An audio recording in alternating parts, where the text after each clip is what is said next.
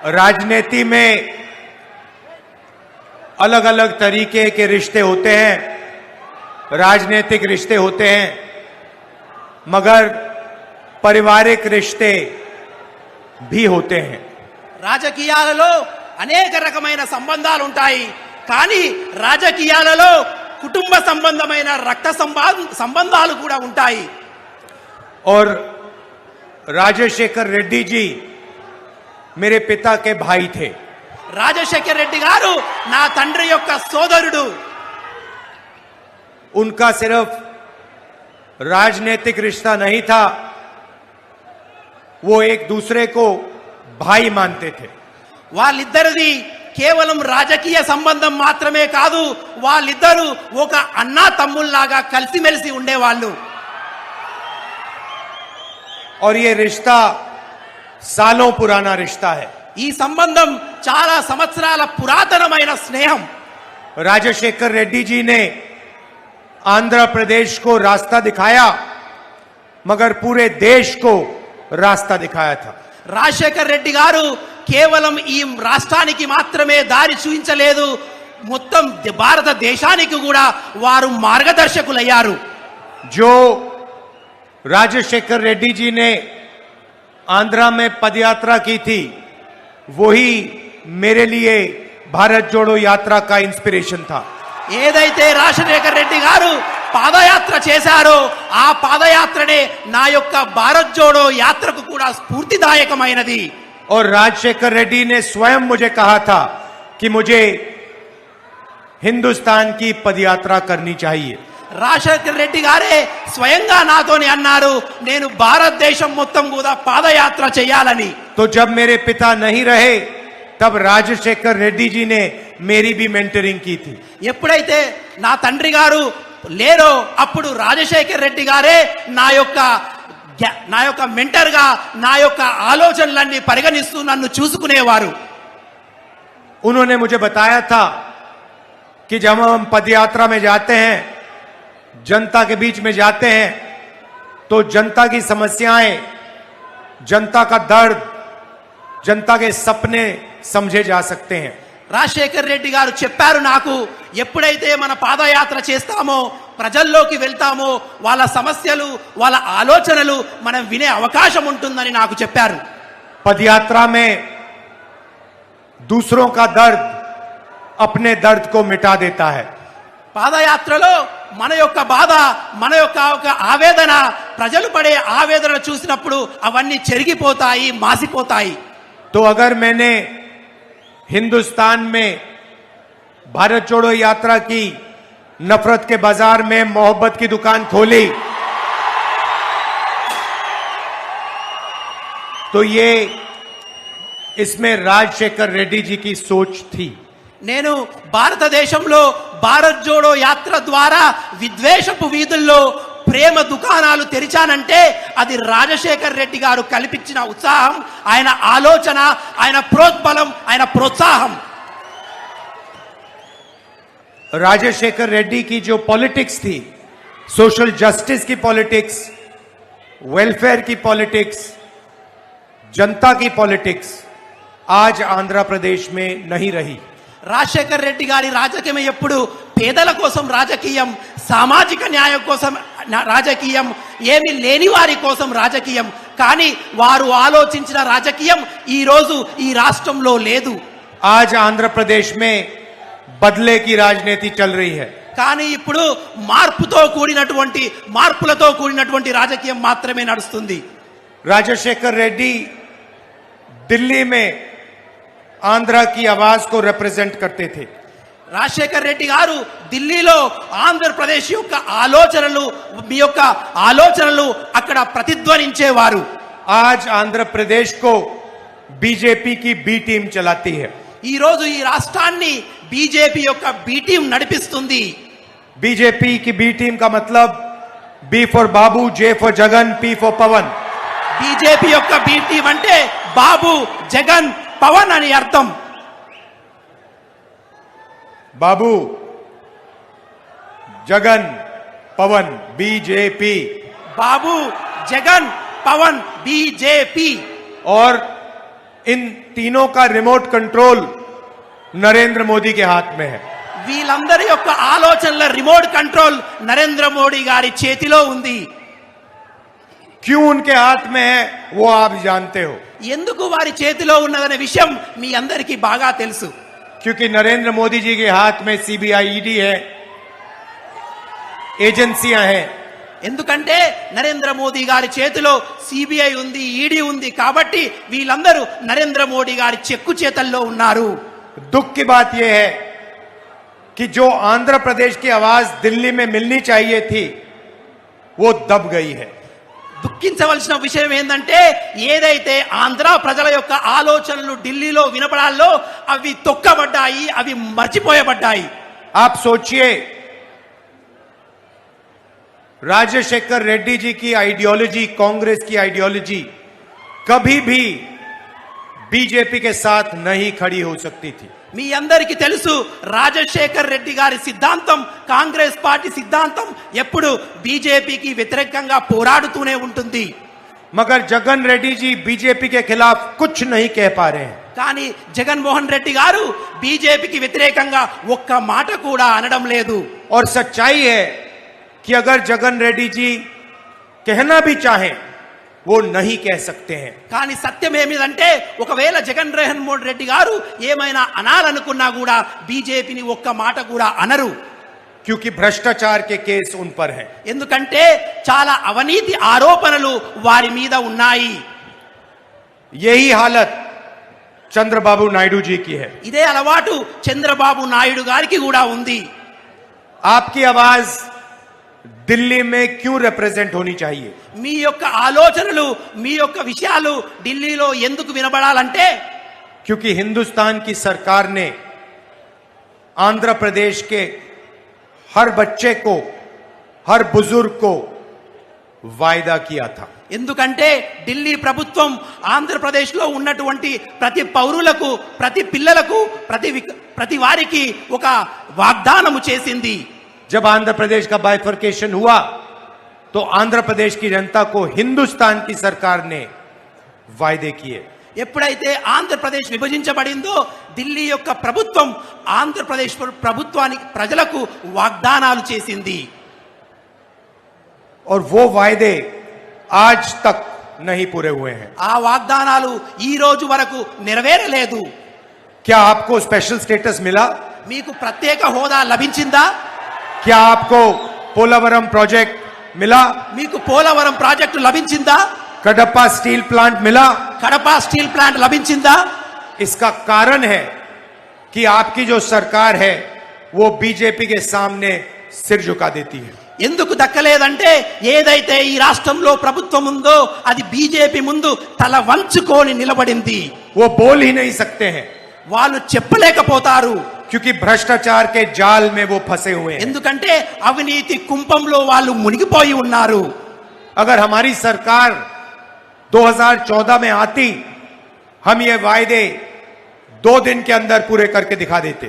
గడిచిన ప్రభుత్వంలో ఒకవేళ కాంగ్రెస్ ప్రభుత్వం ఏర్పడి ఉంటే ఇటున్నటువంటి అన్ని యొక్క ఆలోచనలు, మీకు ఇచ్చిన వాగ్దానాలు కాంగ్రెస్ ప్రభుత్వం పూర్తి చేస్తుంది. और मैं आपको कहना चाहता हूं 2024 में हमारी सरकार आ रही है और जैसे ही आएगी हमारा काम जो आंध्र प्रदेश को वायदा किया गया था उसको पूरा करना का होगा। 2024లో కాంగ్రెస్ ప్రభుత్వం ఏర్పడగానే ఏదైతే కేంద్ర ప్రభుత్వం ఆంధ్ర ప్రజలకు వాగ్దానం చేసిందో ఆ వాగ్దానాలన్నీ మేము నెరవేర్చి తీరుతాము. आपको 10 साल का स्पेशल स्टेटस मिलेगा। 10 సంవత్సరాల మీకు ప్రత్యేక హోదా లభిస్తుంది. पोलावरम प्रोजेक्ट मिलेगा। పోలవరం ప్రాజెక్టును కూడా మేము చేసి తీరుతాము. कडप्पा स्टील प्लांट मिलेगा। కడప స్టీల్ ప్లాంట్ ను కూడా మీకోసం చేయిస్తాము. 100% गारंटी हम आपको दे रहे हैं। ప్రతి ఒక్క వాగ్దానాన్ని మీకు నెరవేర్చి తీరుతాము. यहां असेंबली का चुनाव भी है ఇక్కడ అసెంబ్లీ యొక్క ఎన్నికలు కూడా జరుగుతున్నాయి. और हमने असेंबली के चुनाव में वायदे किए हैं। అసెంబ్లీ ఎన్నికల్లో కూడా మేము కొన్ని వాగ్దానాలు చేశాము. 2 लाख रुपए का फार्म लोन वेवर, 2 లక్షల రూపాయల రుణమాఫీ మేము చేస్తున్నాము రైతులకు. KG to PG free education, KG నుండి పీజీ వరకు ఉచిత నిర్బంధ విద్యను అందిస్తాము. 2.25 लाख जो खाली पोस्ट पड़े हैं उनको हम भर देंगे। 2.25 లక్షల ఖాళీగా ఉన్నటువంటి ప్రభుత్వ ఉద్యోగాలను మేము వెంటనే చేయించి చూపుతాము. और गरीब लोगों को 5 लाख रुपए घर बनाने के लिए हम देंगे। నిరుపేదలకు 5 లక్షలతోని గృహాన్ని కట్టి ఇస్తాము. दिल्ली में सरकार आ रही है, हमारी 2-3 क्रांतिकारी गारंटियां हैं। ఢిల్లీలో ప్రభుత్వం ఏర్పడగానే 2-3 విప్లవాత్మకమైన నిర్ణయాలు మేము తీసుకోబోతున్నాము. हम वो काम करने जा रहे हैं जो आज तक दुनिया में किसी सरकार ने नहीं किया है। మేము ఎటువంటి నిర్ణయాలు తీసుకోవాలనుకుంటున్నామంటే ఇంతవరకు చరిత్రలోనే ఎటువంటి వారు అటువంటి ఆలోచన కూడా చేయలేదు. हिंदुस्तान के सब गरीब परिवारों की लिस्ट बनाई जाएगी। దేశంలో ఉన్నటువంటి ప్రతి బీదవారి యొక్క ఒక పట్టిక, ఒక లిస్టు తయారు చేస్తాము. हर परिवार में से एक महिला का नाम चुना जाएगा ప్రతి కుటుంబం నుంచి ఒక బీద మహిళను మేము ఎన్నుకోవడం జరుగుతుంది. और उस महिला के बैंक अकाउंट में साल के 10,000 रुपए नहीं, 20 नहीं, 50 नहीं, 90 नहीं, 1 लाख रुपए बैंक अकाउंट में जाएंगे। ఎన్నుకున్నటువంటి అటు మహిళ యొక్క బ్యాంకు ఖాతాల్లో 20,000 కాదు, 30,000 కాదు, 50,000 కాదు, 1,00,000 రూపాయలు సంవత్సరానికి జమ చేయబోతున్నాము. हर महीने 8,500 रुपए खटाखट खटाखट खटाखट खटाखट बैंक अकाउंट में। ప్రతి నెల 8,500 రూపాయలు వాళ్ళ బ్యాంకు ఖాతాలో కటాకట్ మేము జమ చేయబోతున్నాము. करोड़ों लोगों की जिंदगी बदल जाएगी। కోట్లాది మంది యొక్క జీవిత శైలి మారబోతుంది దీని ద్వారా. नरेंद्र मोदी ने 22-25 अरबपति बनाए। నరేంద్ర మోడీ గారు 20-25 మంది యొక్క కొందరు ధనికులను మాత్రమే వారు తయారు చేశారు. हम करोड़ों लाखपति बनाने जा रहे మేము हैं। కోట్లాది మంది లక్షాధికారులను తయారు చేయాలనుకుంటున్నాము. मीडिया वाले कहेंगे कि देखो गरीबों की आदत बिगाड़ रहे हैं। నా మీడియా సోదరులు అంటారు పేదవారులను సోమరిపతులు చేస్తున్నారు మీడియా వారు అంటారు. हमने मनरेगा दिया, ये कहते हैं कि देखो गरीबों की आदत बिगड़ रही है। మేము ఉపాధి హామీ పథకం ఇస్తే కూడా మా మీడియా సోదరులు అంటారు పేదవారిని సోమరిపరులు చేస్తున్నారని అంటారు. भोजन का अधिकार दिया, कहते हैं देखो गरीबों की आदत बिगड़ रही है। ఉపాధి హామీ ఇచ్చినా కూడా ఉద్యోగాలు ఇచ్చినా కూడా వారిని సోమరిపరులు చేస్తున్నామని నా మీడియా मगर नरेंद्र मोदी अदानी को लाखों करोड़ रुपए देता है तो ये कहते हैं विकास हो रहा है। కానీ ఇదే నరేంద్ర మోడీ గారికి లక్షల కోట్లు అప్పనంగా అప్పజెప్పినా ఈ మీడియా సోదరులు అంటారు చూడండి విప్లవం జరుగుతుంది, అభివృద్ధి జరుగుతుంది అని అంటారు. आप अदानी के मीडिया हो, आप हिंदुस्तान के मीडिया हो ही नहीं। మీరందరూ అదాని యొక్క మీడియా, భారతదేశం మీడియా మీరు కానే కాదు. हमें जो करना है हम करने जा रहे हैं। మేము ఏది చేయాలనుకుంటున్నామో అది చేయబోతున్నాము. किसानों का कर्जा माफ होगा, రైతుల యొక్క రుణమాఫీ జరుగుతుంది. किसानों को कानूनी मिनिमम सपोर्ट प्राइस मिलेगी। రైతులకు కనీస మద్దతు ధర లభిస్తుంది. 30 लाख सरकारी नौकरियों को हम आपके हवाले कर देंगे। 30 లక్షల ప్రభుత్వ ఉద్యోగాలను మేము మీకు ఇవ్వబోతున్నాము. आंगनवाड़ी आशा में जो महिलाएं काम करती हैं उनकी आमदनी दुगनी हो जाएगी। అంగన్వాడీ ఆశా వర్కర్లైన నా అక్క చెల్లెల యొక్క ఆదాయాన్ని రెట్టింపు చేయబోతున్నాము. और आज मनरेगा में 250 रुपए मिलता है, सरकार बनने के एकदम बाद 400 रुपए मिलेगा। ఉపాధి హామీ పథకం ద్వారా ఈ రోజైతే ఏ 250 రూపాయలు లభిస్తుందో దాన్ని 400 రూపాయలు చేయబోతున్నాము. भाइयों और बहनों, कांग्रेस पार्टी, बहन शर्मिला, मैं, खारगे जी, इंडिया गठबंधन, राजशेखर रेड्डी इस किताब की रक्षा करते हैं। మేమందరము ఖార్గే గారు, కాంగ్రెస్ పార్టీ, రాజశేఖర్ రెడ్డి గారు ఈ పుస్తకాన్ని మేము రక్షించే ప్రయత్నంలో ఉన్నాము. इस संविधान के लिए लाखों कांग्रेस पार्टी के कार्यकर्ताओं ने अपनी जान, अपना खून, अपना पसीना दिया है। ఈ యొక్క రాజ్యాంగాన్ని రక్షించడానికి లక్షలాది కాంగ్రెస్ కార్యకర్తలు తమ రక్తాన్ని, తమ స్వేదాన్ని చిందించి 24 గంటలు పనిచేస్తారు. इससे आपको अधिकार मिलते हैं रिजर्वेशन मिलता है, जमीन मिलती है, जो भी आपको आज तक मिला है वो इस संविधान से मिला है। ఈ రాజ్యాంగం ద్వారానే మీకు హక్కులు లభిస్తాయి, మీ భూములు లభిస్తాయి, మీకు ఉద్యోగాలు లభిస్తాయి. ఈ రోజు వరకు కూడా భారతదేశంలో ఏదైనా లభిస్తుందంటే అది కేవలం ఈ రాజ్యాంగం ద్వారా మాత్రమే. आंध्रा को स्पेशल स्टेटस मिलेगा तो ये किताब आंध्रा को स्पेशल स्टेटस दिलवाएगी। ఆంధ్రప్రదేశ్ కి ప్రత్యేక హోదా కూడా ఈ రాజ్యాంగం ద్వారా మాత్రమే లభిస్తుంది. पोलावरम प्रोजेक्ट ये किताब दिलवाएगी। పోలవరం ప్రాజెక్ట్ కూడా ఈ రాజ్యాంగమే ఇస్తుంది. और नरेंद्र मोदी इस किताब को फाड़कर फेंकना चाहते हैं। కానీ నరేంద్ర మోడీ గారు ఈ రాజ్యాంగాన్ని నాశనం చేయాలనుకుంటున్నారు. वो चाहते हैं कि ये किताब फेंक दी जाए और जो भी उनके मन में आए वो कर पाए। నరేంద్ర మోడీ గారు అనుకుంటారు ఈ రాజ్యాంగాన్ని తొలగించి వాళ్ళ మనసులో ఏమి వస్తే ఈ భారత ప్రజలతో అది చెయ్యాలని అనుకుంటున్నారు వారు. मगर ये हिंदुस्तान की आवाज है, हिंदुस्तान की भावना, आशाएं हैं, ये हिंदुस्तान का भविष्य है। కానీ భారత రాజ్యాంగం భారతీయుల యొక్క ఆలోచన, భారతీయుల యొక్క భవిష్యత్తు.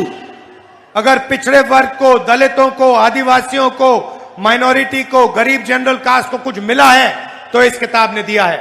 పేదలకు, నిరుద్యోగులకు, వెనుకబడిన కులాలకు, దళితులకు, గిరిజనులకు ఇంతవరకు ఏమైనా హక్కులు లభించాయంటే ఈ భారత రాజ్యాంగం ద్వారా మాత్రమే. और मैं आज आपको यहां कहने आया हूं कि इस किताब को नरेंद्र मोदी छोड़ो, दुनिया की कोई शक्ति नहीं छू सकती है। నేను ఈ రోజు మీ అందరికీ చెప్తున్నాను, ఈ భారత రాజ్యాంగాన్ని నరేంద్ర మోదీ కాదు కదా ప్రపంచంలో ఎవరు కూడా మార్చలేరు.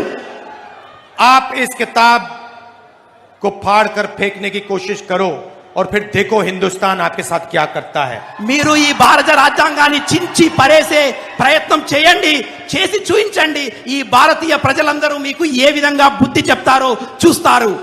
हम वाईएसआर की जो राजनीति थी वो चाहते हैं आंध्र प्रदेश के लिए। మేము వైఎస్ఆర్ యొక్క సైద్ధాంతిక విలువలతో కూడిన రాజకీయాన్ని ఈ రాష్ట్రంలో నెలకొల్పాలని एक అనుకుంటున్నాము. सरकार जो गरीबों की बात सुने,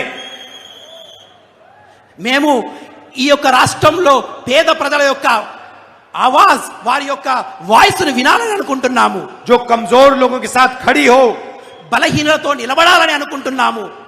जो किसी से ना दबे, ఎవరితోని భయపడని వ్యక్తులుగా మేము किसी ఉండాలనుకుంటున్నాము. से ना डरे। ఎవరితోని భయపడకుండా ఉండాలనుకుంటున్నాము. ये आंध्र प्रदेश को शोभा नहीं देता कि आपकी सरकार हिंदुस्तान के प्रधानमंत्री से डरती है। ఈ రాష్ట్ర ప్రభుత్వం భారతదేశం యొక్క ప్రధానమంత్రితో భయపడుతుంది. అది ఈ రాష్ట్రానికి మంచిది కాదు. थोड़ा समय आपको वाईएसआर और कांग्रेस पार्टी के रिश्ते के बारे में बताना चाहता हूं। కొద్దిసేపు కాంగ్రెస్ పార్టీకి వైఎస్ఆర్ రాజశేఖర్ రెడ్డికి ఉన్న సంబంధం ఏందో మీకు చెప్పాలనుకుంటున్నాను. ये देखिए, ఇది చూడండి, ఇది చూడండి. ये राजशेखर जी और कांग्रेस पार्टी एक हैं। ఇది కాంగ్రెస్ పార్టీ, రాజశేఖర్ రెడ్డి గారు ఒక్కటే. कांग्रेस पार्टी राजशेखर रेड्डी में थी और राजशेखर रेड्डी कांग्रेस पार्टी में थे। రాజశేఖర్ రెడ్డి గారు కాంగ్రెస్ పార్టీలో ఉన్నారు, కాంగ్రెస్ పార్టీ రాజశేఖర్ రెడ్డి గారిలో ఉంది. और कांग्रेस पार्टी राजशेखर रेड्डी के खिलाफ कभी कुछ नहीं कर सकती है। కాంగ్రెస్ పార్టీ రాజశేఖర్ రెడ్డి గారి యొక్క ఆలోచనలకు వ్యతిరేకంగా ఎప్పుడూ ప్రవర్తించదు. ये जो सीबीआई का मामला था ये बिल्कुल गलत था ఏదైతే సిబిఐ యొక్క విషయం ఉందో అది పూర్తిగా అబద్ధము. और इसकी सच्चाई आज आपके सामने है। దాని యొక్క నిజం ఈ రోజు మీ ముందు ఉన్నది. कांग्रेस पार्टी ने राजशेखर रेड्डी का नाम चार्जशीट में कभी नहीं डाला। కాంగ్రెస్ పార్టీ రాజశేఖర్ రెడ్డి గారి పేరును ఛార్జ్ షీట్ లో ఎప్పుడూ చేర్చలేదు. ये नाम किसी और ने अपने फायदे के लिए डाला था। ఇది ఎవరో వారి యొక్క స్వలాభం కోసం చేసిన పని. राजशेखर रेड्डी हमारे थे, हम उनका कभी नुकसान नहीं कर सकते हैं। రాజశేఖర్ రెడ్డి గారు మావారు, వారికి ఎప్పుడు నష్టం రానివ్వము. और आज राजशेखर रेड्डी की बेटी, मेरी बहन यहां आपके सामने खड़ी ఈ है। రోజు రాజశేఖర్ రెడ్డి బిడ్డ, నా చెల్లెలు మీ ముందు నిలబడింది. गाड़ी में मैंने इनसे कहा कि आपको हिंदुस्तान की लोकसभा में आना पड़ेगा। నేను కారులో వస్తుంటే నా చెల్లెమ్మతో చెప్పాను, భారతదేశం పార్లమెంటులో మీరు తప్పకుండా ఉండాలని. शर्मिला के लिए नहीं, मगर राजशेखर रेड्डी की पॉलिटिक्स, राजशेखर रेड्डी की सोच, राजशेखर रेड्डी की राजनीति के लिए. ఇది షర్మిల గారి గురించి కాదు, రాజశేఖర్ రెడ్డి గారి సైద్ధాంతిక విలువలు వాళ్ళ ఆలోచనలో పార్లమెంటులో వినబడాలి అంటే షర్మిల గారు పార్లమెంటులో ఉండాలి. मैंने हिंदुस्तान की किसी कॉन्स्टिट्यूएंसी में वायदा नहीं मांगा है. నేను I have not asked for a promise in any of India's constituency. నేను ఇంతవరకు భారతదేశంలో ఉన్నటువంటి ఏ ఒక్క పార్లమెంట్ లో కూడా వాగ్దానం అడగలేదు. बट ये शर्मिला मेरी बहन है और मैं आपसे वायदा मांग रहा हूं. కానీ షర్మిల నా చెల్లెలు, మీ అందరితోని వాగ్దానం అడుగుతున్నాను. आंध्र प्रदेश की जनता से, कडापा की जनता से वायदा मांग रहा हूं. ఆంధ్రప్రదేశ్ ప్రజల నుండి నేను వాగ్దానాన్ని అడుగుతున్నాను. इनको आप लोकसभा में भेजिए. మీరందరూ షర్మిల చెల్లమ్మను లోక్సభకు పంపించండి. ये वायदा आप मुझे करिए, మీరందరూ నాకు ఈ వాగ్దానం చేయాలి. क्योंकि मैं चाहता हूं कि एक बार फिर आंध्र प्रदेश की जनता की आवाज, दिल की आवाज लोकसभा में दिखे. ఎందుకంటే ఆంధ్ర ప్రజల యొక్క ఆలోచన, వాళ్ళ మనసులో ఉన్న ఆలోచన ఢిల్లీ పార్లమెంటులో వినబడాలి. और ये काम ना चंद्रबाबू नायडू ना जगन रेड्डी कर सकते हैं. ఈ పని చంద్రబాబు నాయుడు గారు గాని జగన్మోహన్ రెడ్డి గారు చేయలేరు. शर्मिला को मोदी नहीं दबा सकता. షర్మిల గారిని మోదీ గారు ఏమీ చేయలేరు. कोई सीबीआई, कोई ईडी नहीं चलेगी. ఆమె ముందు ఏ సిబిఐ, ఏ ఈడీ ఏది నడవదు. इसीलिए मैं चाहता हूं कि आप मुझे वायदा करें कि हम सब मिलकर शर्मिला को लोकसभा में डालेंगे. కాబట్టి మీరందరూ నాకు వాగ్దానం చేయండి, నా చెల్లెలైన షర్మిల గారిని లోక్సభకు పంపిస్తామని. बहुत बहुत धन्यवाद. नमस्कार. जय हिंद. చాలా ధన్యవాదాలు. నమస్కారము. జై హింద్.